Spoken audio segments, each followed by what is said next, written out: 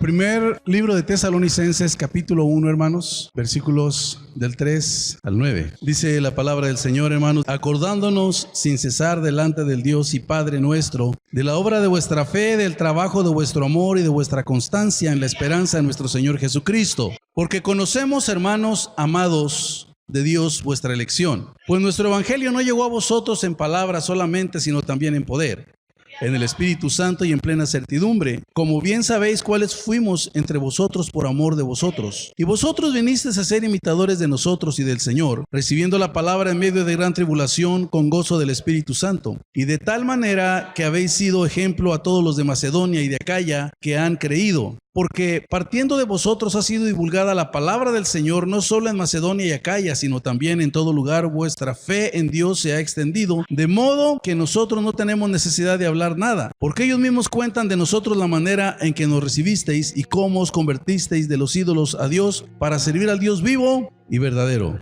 Vamos a estar hablando, hermanos, del cambio de vidas transformadas.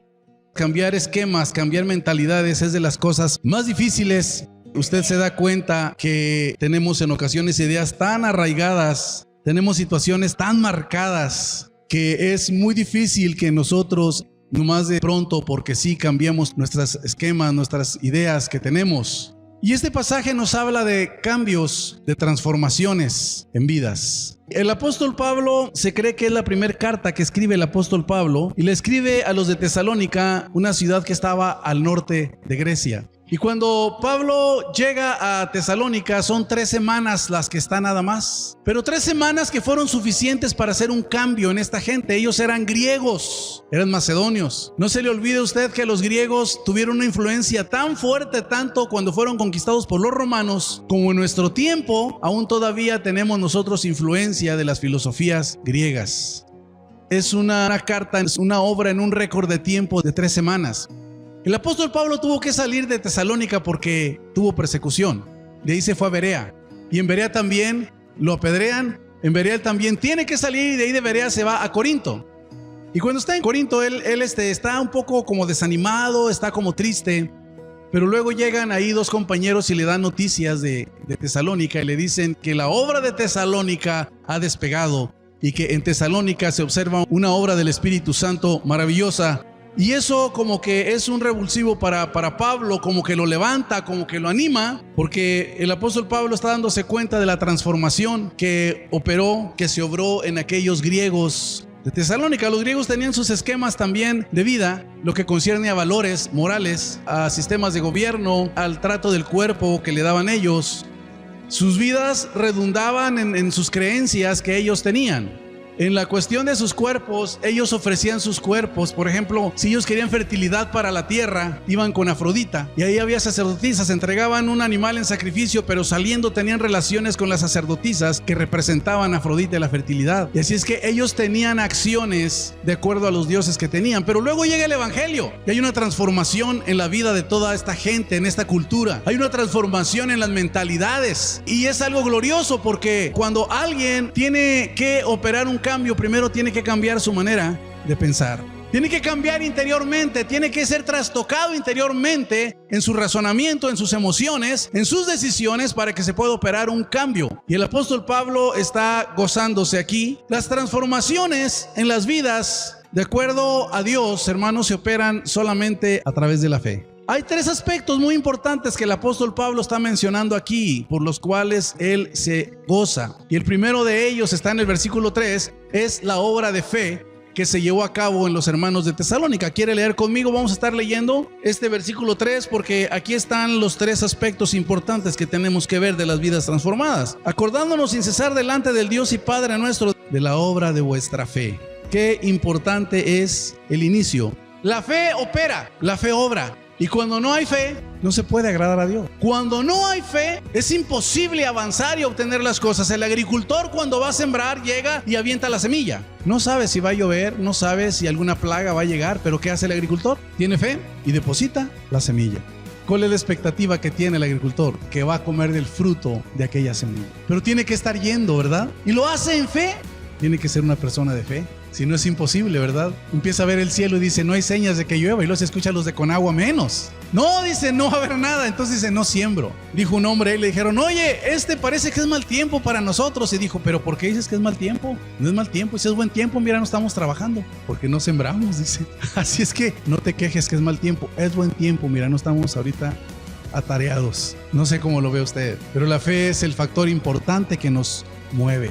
Y cuando el apóstol Pablo habla de una obra de fe, yo quiero aludir a los primeros versículos. La obra de Dios, hermanos, aunque sea en fe, nunca es de un solo hombre. ¿Quiere leer el versículo conmigo? Dice Pablo, Silvano y Timoteo a la iglesia de los tesalonicenses en Dios. Silvano era Silas, el compañero de Pablo, el que lo acompañaba en los viajes. Esta iglesia la fundaron en el segundo viaje misionero. Y está Silas. Es que Pablo no estaba solo en la obra esta. No trabajaba solo. Tenía a Silas y a Timoteo, sus compañeros. Ellos llevaron a esta gente, la llevaron a Dios, a la iglesia, porque dice a la iglesia tesalónica que está en Dios.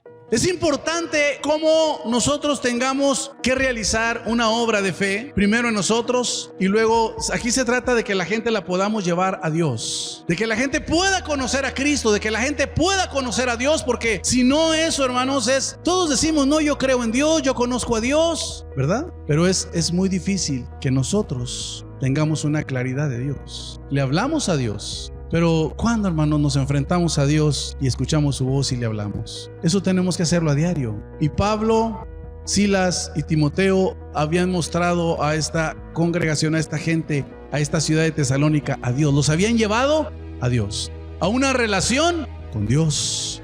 Y de eso se trata, hermanos, de que la gente conozca. Y a Dios se le acerca, hermanos, por la fe, y solamente por la fe.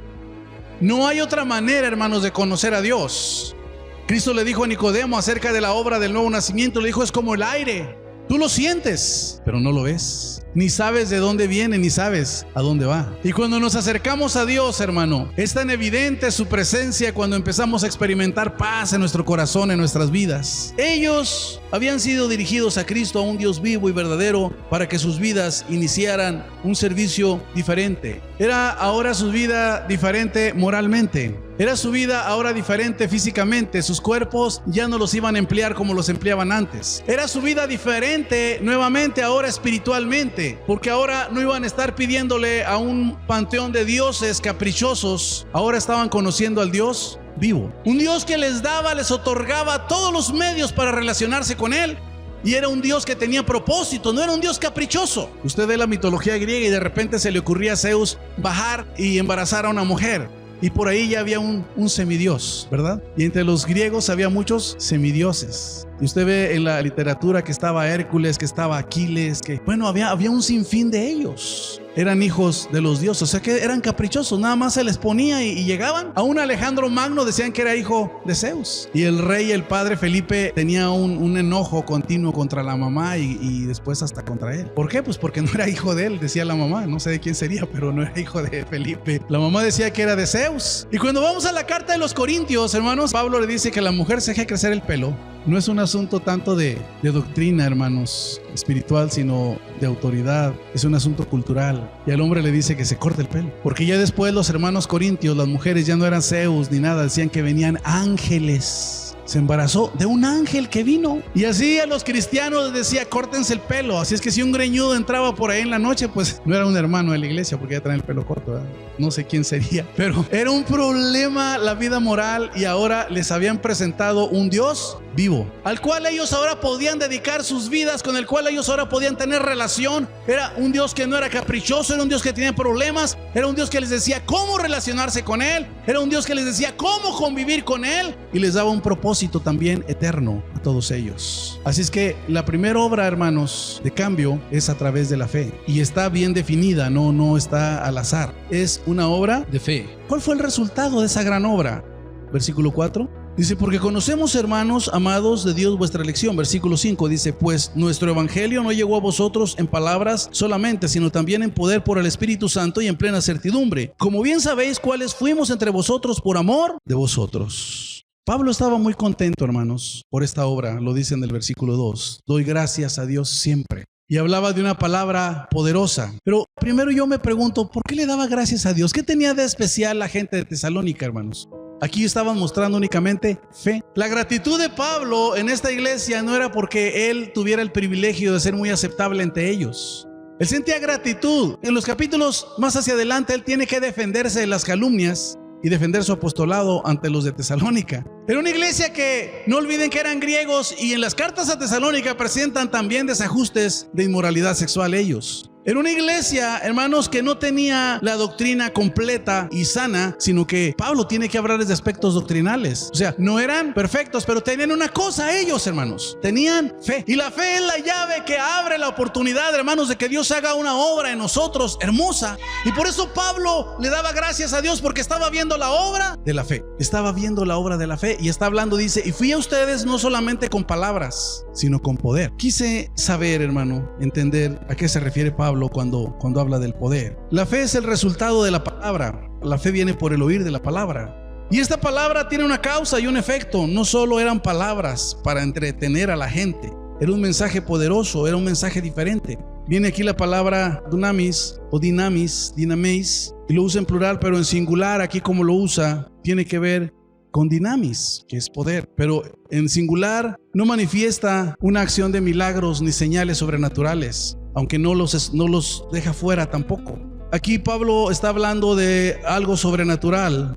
Pablo está hablando de un poder espiritual de la palabra contra la elocuencia del hombre, una palabra que cambia las mentes, una palabra que cambia los corazones en aquellos que la reciben. Es una palabra diferente, hermanos. Y cuando tiene que ver con lo espiritual, hay una situación muy complicada, hermanos, que en ocasiones nosotros nos hacemos bola y decimos: ¿cómo, hermano? No se olvide que nosotros somos alma, cuerpo y espíritu. Y que cuando la palabra llega, hermano, la palabra es vida. Llega, hermano, y a veces nuestra mente la recibe, pero no alcanza a procesar todo. Pero cuando logra tocar nuestro espíritu, hermanos, se abre un panorama diferente espiritual en nosotros. Y Pablo está hablando de una palabra que logró transformar vidas, una palabra que logró hacer cambios en estas vidas. No excluye los milagros y las manifestaciones, pero Pablo está hablando de una palabra que se refiere a un poder espiritual que cambia las mentes. Lo más tremendo, hermanos, es los cambios que Dios opera cuando nuestra mente, hermanos, es transformada, cuando nuestro espíritu, hermanos, cobra vida y el nuevo nacimiento se lleva a cabo dentro de nosotros. Dios hace un milagro, Dios sana a alguien, y cuando Dios sana a alguien es algo momentáneo. Pero cuando el cielo se pone de fiesta es solamente cuando un pecador se arrepiente, dice la Escritura. Así que Dios puede levantar un muerto si usted quiere, pero el cielo está inconmovible, no pasó nada. Pero cuando un pecador se arrepiente, cuando una persona recibe a Cristo, cuando una persona puede creer, cuando Dios obra en el ser espiritual de la persona y nace de nuevo, los libros de la vida se abren y se escribe un nombre nuevo en el libro de la vida. Dice la Escritura: hay fiesta en el cielo. Hay fiesta en el cielo, porque la fe hizo una grande obra, una transformación de salvación en la persona. Pero, hermano, nosotros nos vamos a dar cuenta que en este tiempo sí se buscan milagros, manifestaciones. Nosotros venimos al Señor, hermanos, en ese momento para cambiar esquemas de pensamiento, como que agarramos ideas, ¿verdad? Y no soltamos.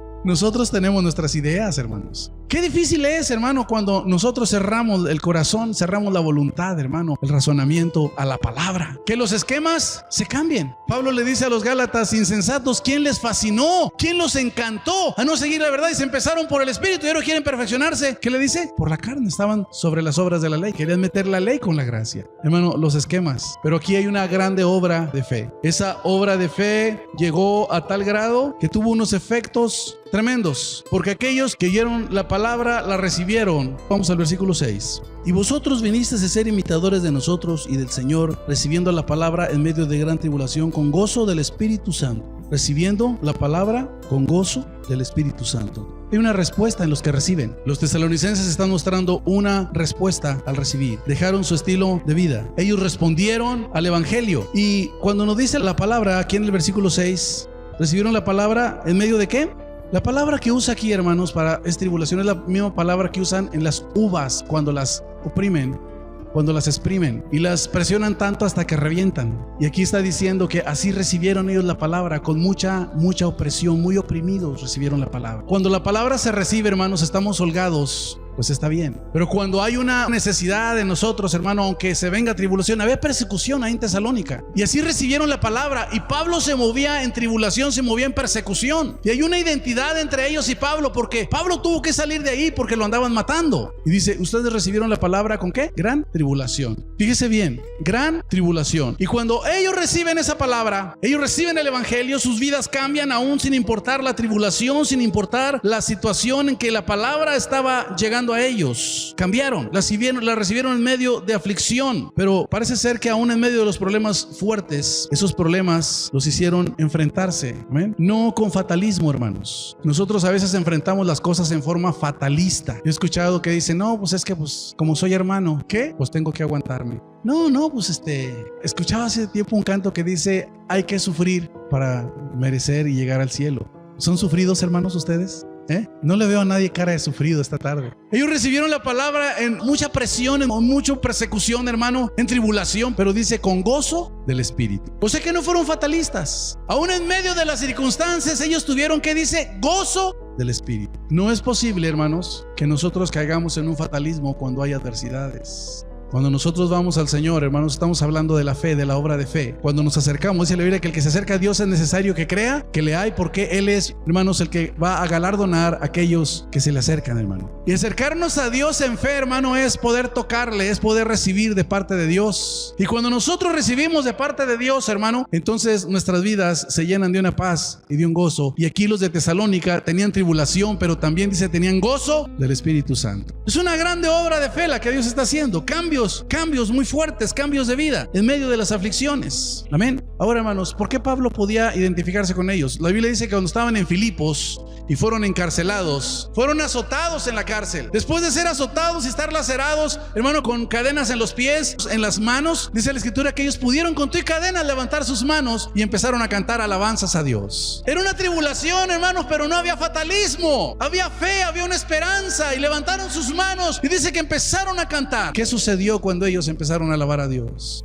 Dice que las prisiones se abrieron, las cadenas se cayeron. El carcelero llegó asustado y era vida por vida. Él dijo, se escaparon, les iba a matar. Le dijeron, no lo hagas. Ahí es cuando nosotros repetimos en Hechos 16:31, cree en el Señor Jesucristo y serán salvos tú y toda tu casa.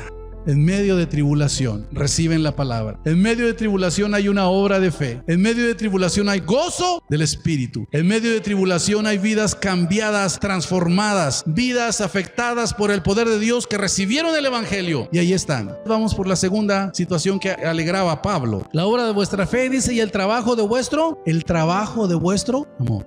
Una fe real produce obras.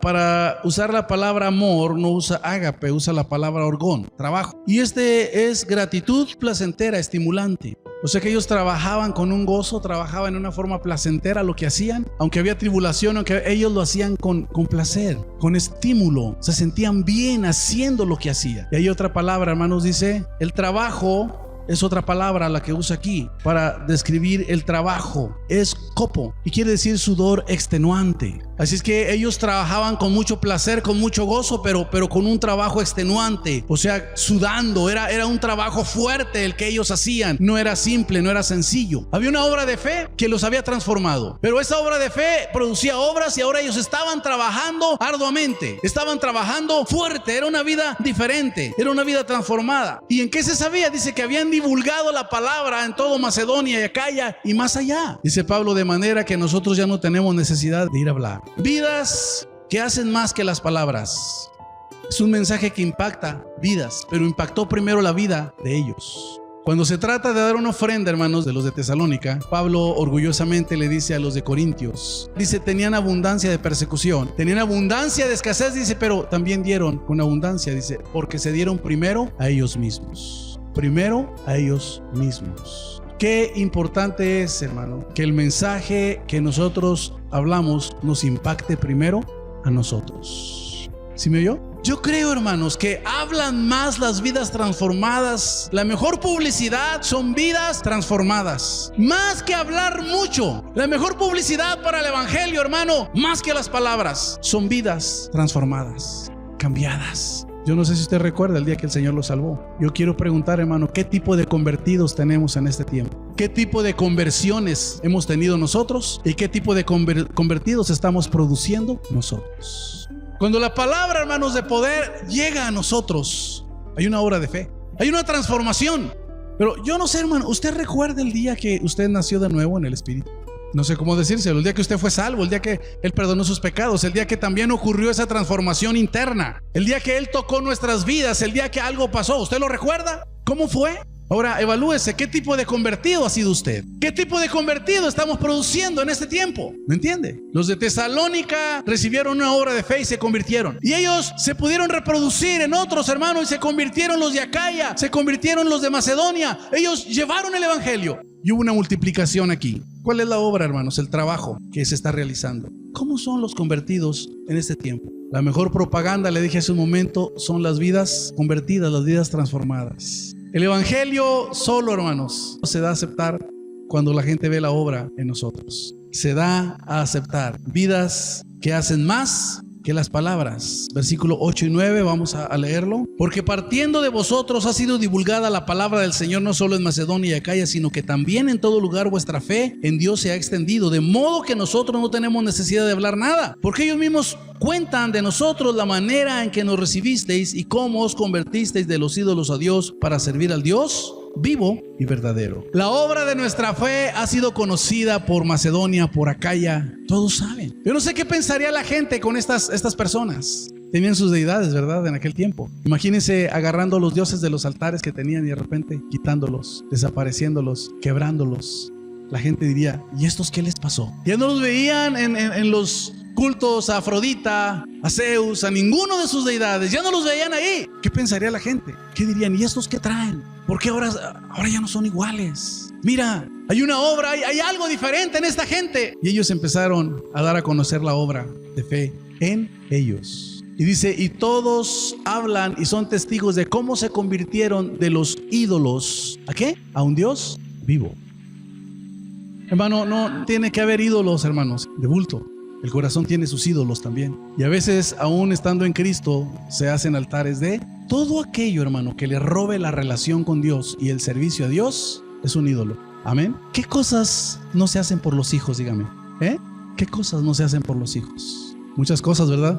Pero hay cosas que hacemos contrarias a la palabra y se convierten en un ídolo. Vendería su alma por dinero. Y el Señor dice, y no se puede servir a la riqueza y a Dios. Y si las cuestiones materiales nos alejan de Dios, hermano, pues usted está vendiendo su alma por dinero. ¿Vendería su alma por tener popularidad con los demás? Dígale que está a su lado. ¿Venderías tu alma por tener popularidad? En tus palabras, agradar a los que están con nosotros, condescender con las ideas de ellos, aunque sean contrarias a la palabra. Dice la Biblia, ¿y qué ganará el hombre con granjear al hombre si al final pierde su alma? No le digo que sea malo que usted conviva, hermanos. No es malo. No es malo que usted trabaje por mejorar económicamente. Pero cuando ya, hermano, los propósitos que hay nos roban la relación con Dios, nos roban, hermano, la comunión con Dios, estamos mal. ¿Sí me oyó, verdad? Ya no eres el mismo. ¿Qué te pasa? Antes andabas contento y alabando a Dios. ¿Qué te pasa? ¿Por qué andas enojado siempre? ¿Por qué andas inconforme siempre? ¿No tienes una situación que te quiebre, que te doble para que andes así? ¿Qué te pasa? Antes te veía que eras una de las personas que manifestabas una pasión por Dios, un amor por Dios. Llegabas a la iglesia a tiempo y pasabas al altar y te ponías a orar. Esto era lo más importante para tu vida. Apocalipsis lo dice de otra manera, ¿verdad? ¿Qué dice Apocalipsis? Has dejado tu primer amor. Bueno, a lo mejor usted dice, pues estoy bien, mi vida está resuelta. Y hay otro pasaje en Apocalipsis, dice, tú dices que eres rico, pero ¿qué dice? Eres un pobre, desventurado, cuitado. Invita a que compremos riqueza de Él. ¿Me entiende? El trabajo que nosotros, hermano, tenemos que realizar en este tiempo tiene que ser un resultado de la fe, hermano. Pero si el mensaje no impacta nuestras vidas primero, ¿cómo podemos impactar nosotros a los demás?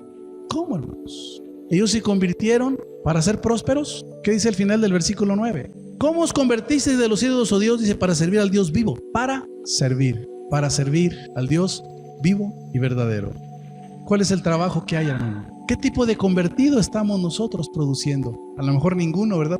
Por eso pues no se preocupen. Pues no, hermano, estamos tranquilos. Convertidos, nadie, hermano. Tengo tantos años y no he traído a nadie a Cristo. ¿A quién hemos llevado? Al Señor. Dígame, hermano, es que la gente es tan tremenda aquí en este lugar, hermano. La gente, el diablo. Échale la culpa al diablo. ¿Qué tipo de convertidos somos y qué tipo de convertido producimos? Pablo se movía con una palabra en medio de aflicción. Lo impactante no era tanto las manifestaciones de milagros, lo impactante era cómo la palabra transformaba las vidas, cómo llegaba, cómo esta gente recibía el evangelio, cómo les impactaba a ellos esa palabra y luego cómo la compartían y cómo impactaba en otros lugares la palabra. Eso era lo impactante, hermanos. Eso es lo tremendo. Y habla de un trabajo de amor. Ese era el gozo de Pablo, por eso le daba gracias a Dios. Cuando Pablo se convierte, hermanos, lo primero que le dice al Señor: Señor, ¿qué quieres que yo haga? Rápido se pone al servicio. ¿Qué quieres que yo haga, Señor? Así es que hay una obra de fe, hay vidas que manifiestan una obra de fe y hay obras de fe. La tercera cosa que está en el versículo 3, hermanos: del trabajo de vuestro amor, lo dice, y de vuestra constancia en la esperanza de nuestro Señor. La constancia, la paciencia para resistir. La constancia la necesitamos, hermanos, no solo para vivir los tiempos difíciles en que vivimos, necesitamos ser constantes, sino también para que cada uno de nosotros podamos de esa manera permanecer y podamos ser vencedores y victoriosos en medio de estos tiempos. No solo para vivir en estos tiempos, sino también para vivir victoriosos y exitosos en este tiempo necesitamos la constancia. Esa constancia está impulsada por la fe. Dios le dice a Josué: mira que te mando que te esfuerces y seas valiente. ¿Cómo era el carácter de Josué? A lo mejor se desanimaba, pero esfuérzate. Y luego le dice: no temas. De que tenía temor. Era humano. Y también le dice: y no desmayes. Quería abandonar en ocasiones la empresa. Esfuérzate, sé valiente, no temas, no desmayes. ¿Qué le dice Dios? Yo voy a estar contigo. Nosotros, hermano, tenemos tiempo en ocasiones de prueba, tiempos difíciles, tiempos de crisis también nos llegan a todos. Hay crisis económicas, hay crisis emocionales, crisis existenciales, crisis de salud. Hay muchas crisis que tenemos que enfrentar cada uno de nosotros. Pero la constancia, hermanos, la fe, ser constantes es muy, muy importante para todos. Estamos en el tiempo en que necesitamos enfrentar con constancia las adversidades. Vamos a finalizar ya 2 de Timoteo, capítulo 2, versículo del 1 al 7. Le da un consejo Pablo a Timoteo, le dice: esfuérzate en la gracia. Cuando yo hablo de la gracia, hablo de lo que Dios me da, del regalo. Y ese regalo, hermanos, es gratuito. Y no me lo da porque lo merezca, aún sin merecerlo, tan solo por creer se hace efectivo para mí. Me hago acreedor a ese regalo que Dios me da. Y Dios me da como regalo el perdón, la salvación, la paz, el gozo, las bendiciones, la fortaleza, hermanos, la seguridad, la confianza, la vida eterna. Es una serie, hermanos, de cosas que Dios nos da. Y le dice a Timoteo: esfuérzate en la gracia que es en Cristo Jesús. Lo que sigue está muy interesante porque tiene que ver con la constancia, hermanos. Nos da un secreto de la constancia. Le dice: lo que has oído de mí ante muchos testigos, esto encarga a hombres fieles que sean idóneos para enseñar también a otros.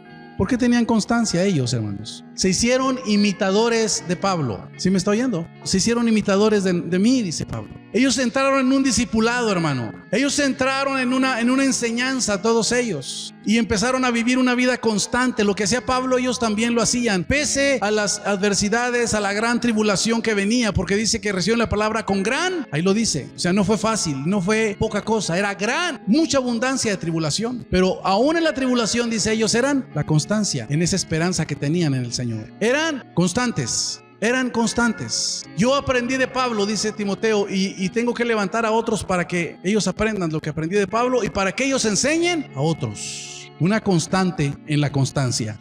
Tú pues sufre penalidades como buen soldado de Jesucristo. Ninguna que milita se enreda en los negocios de la vida a fin de agradar a aquel que lo tomó. Cuando habla de negocios, yo siempre que leía este versículo se me figuraba el afán del trabajo, hermanos. ¿Qué se le figuró a usted ahorita que leyó? ¿También? No se enreda en los negocios de este mundo. Yo decía: ¿a qué se referirá? Decía: de ser alguien que trabaja mucho y que es workólico y tiene vicio por el trabajo y se olvida de todo. ¿Se referirá a eso? No se enreda de lo que hay en este mundo a fin de agradar a aquel que lo ha llamado. Hermano, ¿usted se ha enredado en una discusión? ¿Cuántos sí nos hemos enredado en discusiones? ¿Usted no? No, hermano, yo calladito me veo más bonito. Díganme lo que quieran. Tienen el látigo de mi indiferencia.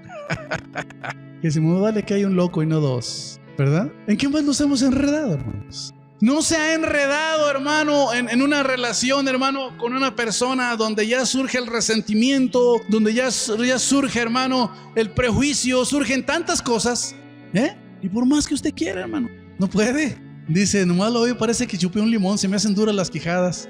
Y no se ha visto, pero está en la cara, se le hace el limón, hace gestos. ¿No le ha pasado eso?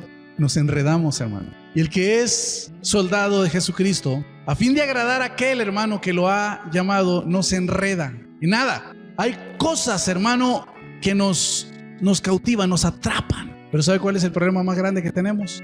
En rendirnos, en entregar todos nuestros derechos. Decimos que queremos cargar la cruz con el Señor en ratos, pero no entendemos ni qué es eso, hermano. Cuando un prisionero romano lo llevaban con la cruz cargada, el madero aquel, porque a veces estaba ya ahí el asta, nada más llevaban un madero para cascarla ahí. Se tenía que olvidar de todo, hermano. Ya era una persona, era un reo de muerte. Y se iba por la calle con el madero, hermano, y pasaba por un negocio, y él tenía planes de hacer negocio ahí con aquellas gentes, o era su negocio, pero llevaba el madero y ya estaba destinado, hermanos, a la cruz. Él tenía que despojarse de sus derechos, de sus proyectos, de sus planes, de todo. Pasaba por su negocio, él lo decía, el año que entra lo voy a agrandar. Voy a hacer esto para tener... No. Pasaba por su familia y decía, aquí están mis hijos, ese va a ser licenciado y aquel va a hacer esto y aquel va a hacer lo otro. Y estoy haciendo esto para que ellos vivan bien. Se olvidaba de todo, hermano. Se acababan proyectos, se acababa todo, porque era un reo de muerte. Ya llevaba la cruz. ¿Qué nos dice el Señor? Que tomemos nuestra cruz. ¿Qué? Implica despojarnos de todos nuestros derechos, hermanos. ¿Qué derechos reclamó Cristo? ¿Qué le dijo al gentío que decía, crucifícale? ¿Cuántos días hacía que le aclamaban diciendo, Hosana? Dígame, ¿no habría ahí de los que Él sanó? ¿No habría gente ahí de los que Él les hizo un milagro? Y ahora gritaban, crucifícale. A lo mejor si lo hubiera sido nosotros hubiera dicho, no es justo, ¿por qué son tan ingratos? Tanto que hice por ustedes y no me reconoce nada. Pero Cristo se despojó de sus derechos. De sus derechos. Y nosotros los tenemos muy por encima, hermanos. ¿Por qué no me saludó? Y uno piensa, le hice un favor y tanto bien que le hice. Mira, ni siquiera volteó a verme, malagradecidos. A mí que le hice un favor, a mí ni siquiera ni me volteó a ver. ¿De qué se despojó? De sus derechos. Dijo, Padre, perdónalos, porque ¿qué? No saben lo que hacen. Pero no crea que lo dijo como una fórmula nada más cristiana, hermano. Estaba en su corazón, Los veía con compasión aún aquellos que le gritaban y lo injuriaban. Y los veía con amor y compasión. Cuando hay una obra de fe, hermano, en nosotros, en aquel que se ha enlistado como soldado, hermano, no se enreda en las cosas de este mundo. Y no cree que nada más es el afán, hermano.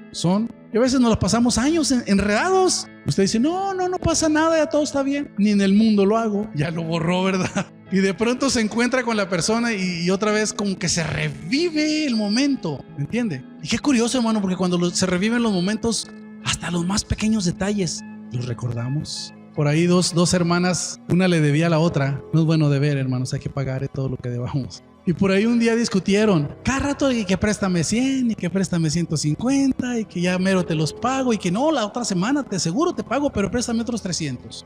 Pasó año y medio, pasaron 2 años, hasta que un día discutieron. Y la hermana sin un lápiz ni nada le sacó todas las fechas. Tal fecha de tal año me pediste tanto, tal fecha de tal año me pediste tanto. Y dije, ¿cómo tiene todo grabado? Hermanos, cuando nos enredamos con un resentimiento, con una raíz de amargura, hermano, todo está ahí. ¿Estamos qué? Enredados. Cuando hay una raíz ahí, cualquier detalle sale y dicen sí, y empieza a sacar, tú en tal ocasión dijiste esto y me hablaste de esta manera y me trataste de esta manera y me viste de esta manera y estaba así, tú no hiciste nada, se me antojó un barquillo y no me lo compraste, tenía sed y ni una coca, tú has sido codo, todo se le saca, hermano, le saca el día, le saca la fecha, el incidente, todo, hermano, se recuerda. Son las raíces esas, hermano, ¿me entiende? ¿Estamos qué? Enredados. Y dice aquí Pablo, nadie, ningún soldado tiene derecho, si quiere agradar a aquel que lo llamó, ¿qué le dice? No se enrede. Sigue diciendo, y también el que lucha como atleta no es coronado, sino lucha legítimamente. ¿Usted sabe que en el reino de Dios hay principios y hay leyes? ¿Sí sabe eso? Y la legitimidad tiene que ver aquí con Dios. Nosotros abrimos ventanas en ocasiones al enemigo y él reclama derechos legales. Pero luego nosotros queremos ayudarle a Dios, hermano, y hacemos algunos detalles de nosotros. Y no es legítimo. No, déjeme explico bien lo que le estoy diciendo. Jacob tenía una profecía y él le quiso ayudar a Dios. Que dijo, engaño a mi papá, engaño a mi hermano. Y entonces se cumple la promesa de Dios en mi vida. ¿Me explico?